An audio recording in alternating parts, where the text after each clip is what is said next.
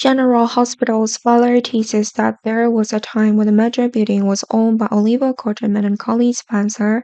However, due to some failures, specifically when the mergers of ELQ and Aurora Media failed, Colleen was forced to sell half of the Metro building, even though she didn't want it at all.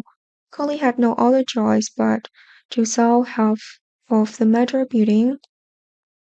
Right after Colleen offered to sell half of the Metro building, Nino Corrento quickly bought it back. So from that point on, half of the Metro building was owned by Nina.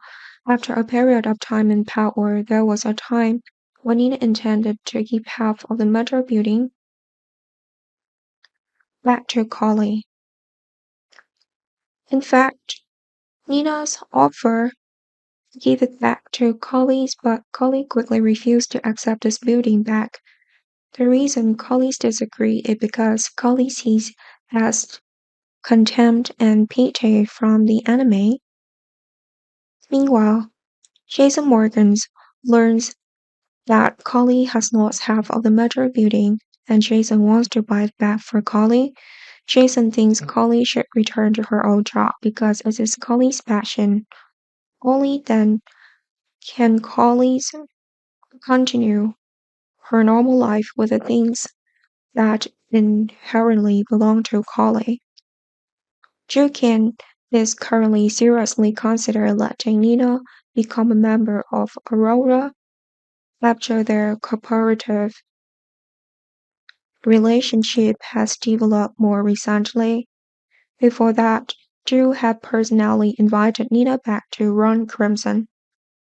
It can be seen that Drew and Nina's relationship is getting better and better, and this is when Nina's considered to be brought back to compatible position.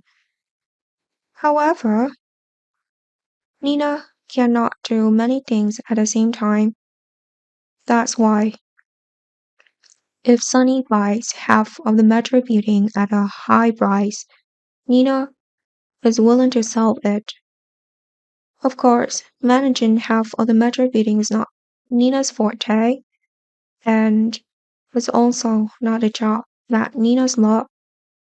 In such a situation, Jason is very serious about his decision to buy half of the Metro building. After considering everything, Jason decided to secretly buy half of the Metro building and give it to Collie. However, this has made many people wonder because Jason had just returned to town, having a large amount of money at the same time when returning to town was impossible.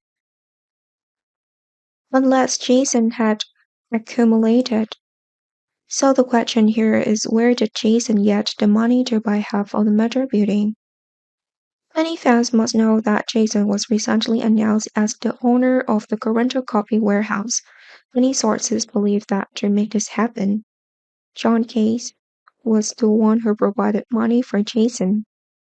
Only then will Jason have a large amount of money to carry out recent work. Collie was very surprised by Jason's gift to her, but what surprised Collie more was where Jason found the large amount of money to buy back the Metro building.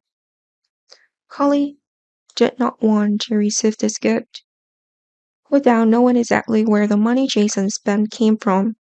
Therefore, Collie pressured Jason to tell the truth. In such a situation, Jason was forced to choose one of two cases. One is to accept telling the truth or find a reason enough to convince Collie to believe that the money was earned by Jason himself.